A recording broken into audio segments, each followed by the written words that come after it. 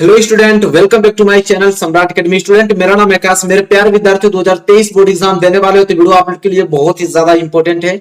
सामाजिक विज्ञान के अध्याय 1 से लेकर अध्याय 20 तक सभी 40 महत्वपूर्ण लघु उत्तरीय प्रश्न डिस्कस करने वाले, जो कि 4 नंबर के लिए पूछे जाते हैं। सबको मालूम है कि इतिहास में 3 चैप्टर है, भूगोल में आपका 6 चैप्टर है, नागरिक शास्त्र में आप लोगों का 7 चैप्टर है और अर्थशास्त्र में आपका 4 चैप्टर। टोटल अगर चैप्टर की बात करें तो टोटल अध्याय 20 हैं। अध्याय 1 से लेकर अध्याय 20 तक सभी महत्वपूर्ण प्रश्न हम डिस्कस करेंगे। टोटल 40 महत्वपूर्ण प्रश्न आज की वीडियो में डिस्कस होगा। तो वीडियो बहुत ही ज्यादा इंपॉर्टेंट है, वेरी वेरी मोस्ट इंपॉर्टेंट आपके लिए वीडियो है। वीडियो को लाइक कर दो, चैनल पर नए हो तो चैनल को भी सब्सक्राइब कर दो। तो चलो वीडियो स्टार्ट करते हैं। सबसे पहले मैं पहला प्रश्न दिखाता हूं आप लोगों को। पहला प्रश्न जो कि बहुत ही ज्यादा महत्वपूर्ण है, जो कि आपको किसी कीमत पे याद करके जाना है। पहला प्रश्न बहुत प्यारा प्रश्न है। क्या है? जर्मनी का एकीकरण कब और कैसे हुआ? यह प्रश्न वेरी वेरी इंपॉर्टेंट प्रश्न है, हर साल एग्जाम में आता है कि जर्मनी का एकीकरण कब और कैसे हुआ। यह आपका पहला प्रश्न है। दूसरे प्रश्न की बात करें तो यहाँ पे दूसरा प्रश्न देख पा रहे हैं। दूसरा प्रश्न बहुत ज्यादा इंपॉर्टेंट है कि ऑटो वन बिस्मार्क कौन था, वह क्यों प्रसिद्ध है। देखिए यह प्रश्न जो है बहुत ही ज्यादा इंपॉर्टेंट है, इन प्रश्नों को तैयार करके जाना आपको। ऑटो वन बिस्मार्क कौन था, यह क्यों प्रसिद्ध है। तीसरा प्रश्न यह है, रॉलेट एक्ट क्या था, उसका विरोध कैसे किया गया, क्या परिणाम हुआ। रोलेट एक्ट क्या था, उसका विरोध कैसे किया गया, क्या परिणाम था। यह बहुत इंपॉर्टेंट आप लोगों को प्रश्न बताया जा रहा है। ठीक है, आगे बात करें क्वेश्चन नंबर तीसरा। जल्दी से आप लोग नोट कीजिए, इन प्रश्नों को आपको आज से ही तैयार करना है। चलिए क्वेश्चन नंबर 4 देखते हैं। क्वेश्चन नंबर 4 क्या है? भारत छोड़ो आंदोलन के किन्हीं 3 कारणों का उल्लेख कीजिए। यह प्रश्न वेरी वेरी मोस्ट इंपोर्टेंट है। देखिए मेरे प्यारे विद्यार्थियों, जितना भी टाइम आप लोग के पास बचा है, बस मात्र 40 इंपोर्टेंट क्वेश्चन, बस आप लोगों की यही प्रश्न आप लोगों को पढ़ना है। ठीक है, चाहे आप 2 घंटे पढ़ते हो 3 घंटा, बस यही प्रश्न पढ़ के आप लोगों को जाना है। पूरा लघु उत्तरीय प्रश्न तैयार हो जाएगा।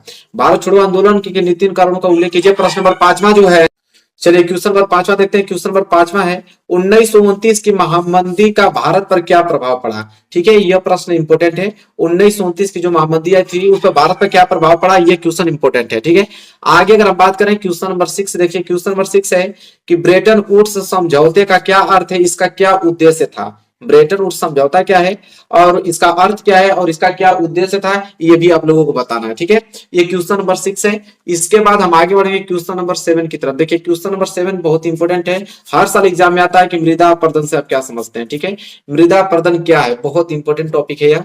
आपको यह जितने भी प्रश्न बताए जा रहे हैं सारे प्रश्न याद होने चाहिए। प्रश्न नंबर इंपॉर्टेंट 8वां देखिए। प्रश्न नंबर 8वां है कि भूक्षरण से आप क्या समझते हैं, इसे रोकने के लिए कोई 4 उपाय बताइए। देखिए प्रश्न इंपॉर्टेंट है, भूक्षरण से आप क्या समझते हैं, इसे रोकने के लिए कोई 4 उपाय बताना। ठीक है, इस प्रश्न को नोट कर लीजिए। इसके बाद प्रश्न नंबर 9 आता है, जो कि बहुत ही ज्यादा इंपॉर्टेंट है कि पहाड़ी क्षेत्रों में मृदा अपरदन के रोकथाम के लिए कदम उठाने चाहिए।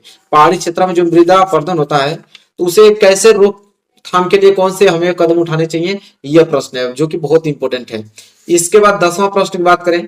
10वां प्रश्न है कि जैव और अजैव संसाधन क्या होते हैं, कुछ उदाहरण दीजिए। ठीक है, यह इंपॉर्टेंट है। 2022 में सारे प्रश्न पूछे गए थे, सभी प्रश्न जो है 2022 में पूछे गए थे और हर साल एग्जाम में आते भी हैं। ठीक है, इसलिए आप लोगों को इस प्रश्नों को तैयार कर लेना अच्छे तरीके से। इसके बाद हम प्रश्न नंबर 11 की तरफ बढ़े तो प्रश्न नंबर 11 जो है वो है कि जैव विविधता क्या है। देखिए इंपॉर्टेंट है यह प्रश्न, जैव विविधता क्या है, मानव जीवन में इसकी क्या महत्व है, उसका वर्णन करना है।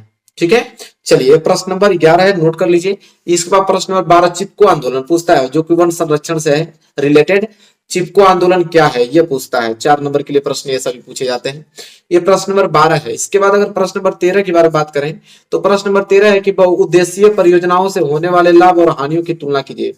बहुउद्देशीय परियोजना से लाभ क्या होता है और उससे हानि क्या होती है, उसका तुलना करना होता है, अंतर बताना है आप लोगों को। ठीक है, चलिए प्रश्न नंबर 13 है।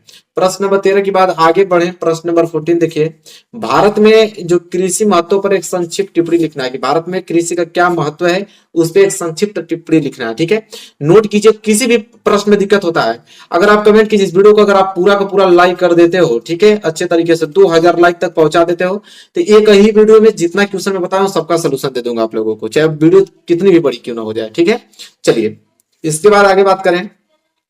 अगला प्रश्न है प्रश्न नंबर 15 कि भारतीय कृषि की कोई 3 विशेषता लिखिए। बहुत इंपॉर्टेंट है, भारतीय कृषि की कोई 3 विशेषता पूछ रहा है यहाँ पे प्रश्न नंबर 15 में, जो कि बहुत इंपॉर्टेंट या आप लोगों के लिए प्रश्न है। प्रश्न नंबर 15 प्रश्न नंबर 15 के बाद अगर हम आगे बढ़े प्रश्न नंबर 16, तो प्रश्न नंबर 16 है कि गन्ना के उत्पादन के लिए अनुकूल भौगोलिक दशाएं बताइए।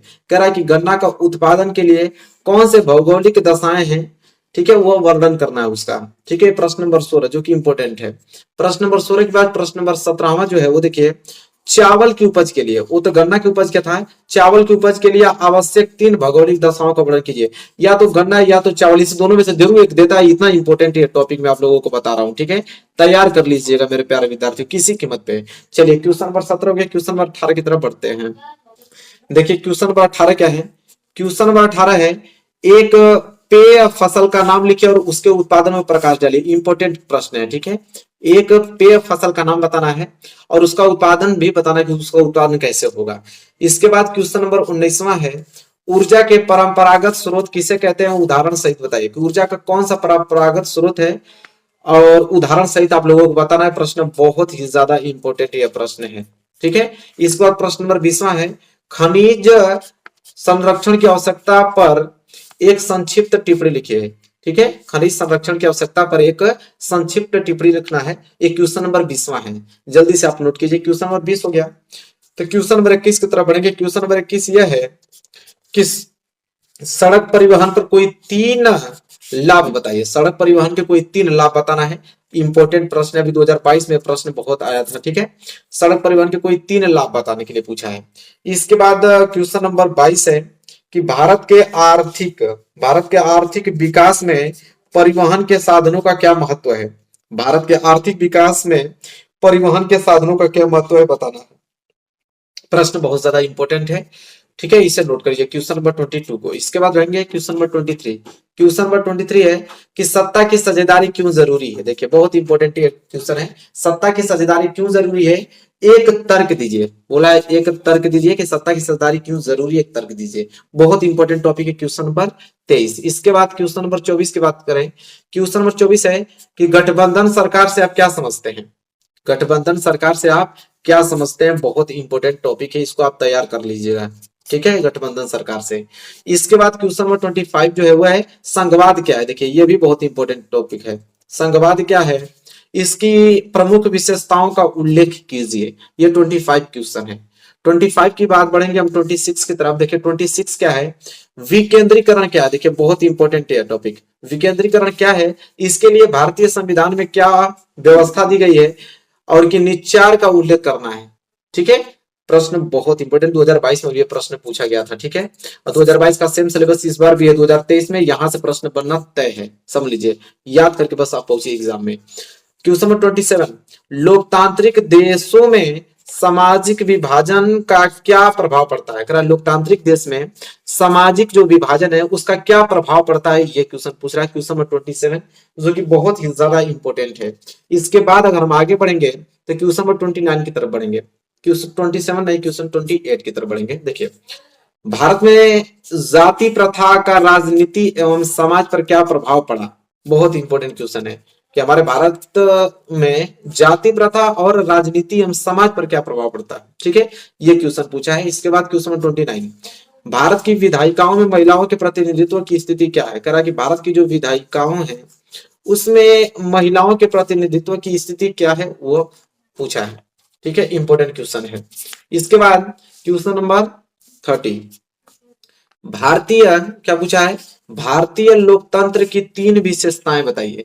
कह रहा कि भारतीय लोकतंत्र की 3 विशेषता पूछ रहा है कि 3 विशेषता बताइए, और यह प्रश्न बहुत ज्यादा इंपॉर्टेंट है, एकदम तैयार आप लोगों को कर लेना है।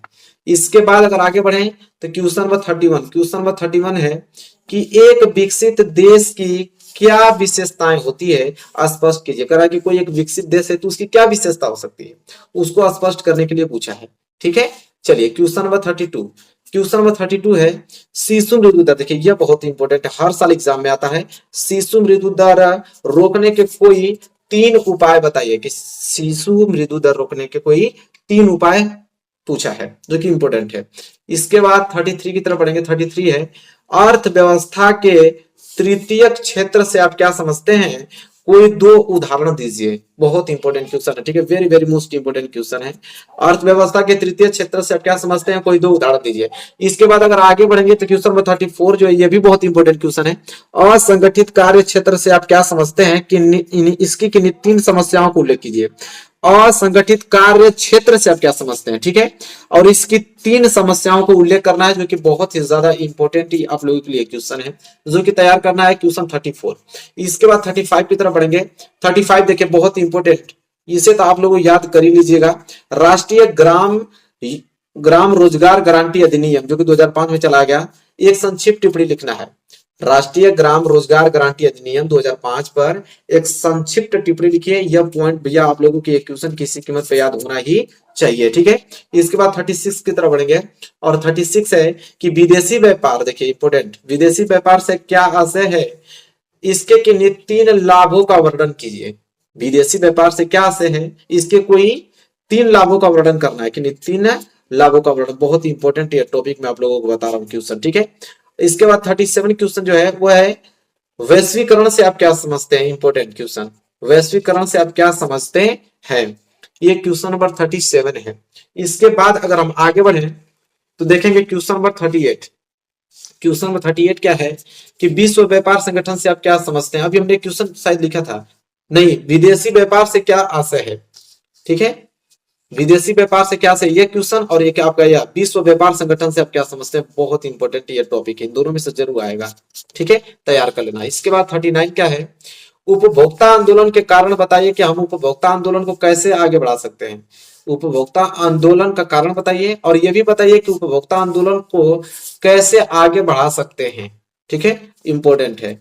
लास्ट प्रश्न आप लोगों का है पूरे चैप्टर का 40वां प्रश्न है कि विदेशी व्यापार को अनुकूल बनाने के कोई तीन सुझाव दीजिए, कि विदेशी व्यापार को कैसे अनुकूल बना सकते हैं, कोई तीन सुझाव देना है। तो जैसा कि देखा है आपने मेरे प्यारे विद्यार्थियों, टोटल 40 क्वेश्चन हमने पूरे किताब का हमने डिस्कस कर दिया है। बस मात्र जितना भी आपके पास समय बचा है, ठीक है, बस इसी 40 प्रश्न को आप तैयार करो, पूरा का पूरा लघु उत्तरीय समाप्त हो जाएगा। इसी तरह एक वीडियो में दीर्घ उत्तरीय लाऊंगा और इस पे आप लोग 2000 लाइक कर देते हो तो मैं पूरा का पूरा सॉल्यूशन भी आप लोगों को दे दूंगा अगले वीडियो में, ठीक है। तो वीडियो कैसी लगी बताइए, वीडियो अच्छी हो तो लाइक कीजिएगा, चैनल पर नए तो चैनल को सब्सक्राइब करके बेल आइकन को प्रेस कर लीजिएगा। मिलेंगे एक प्यारे से नेक्स्ट वीडियो में, तब तक के लिए धन्यवाद।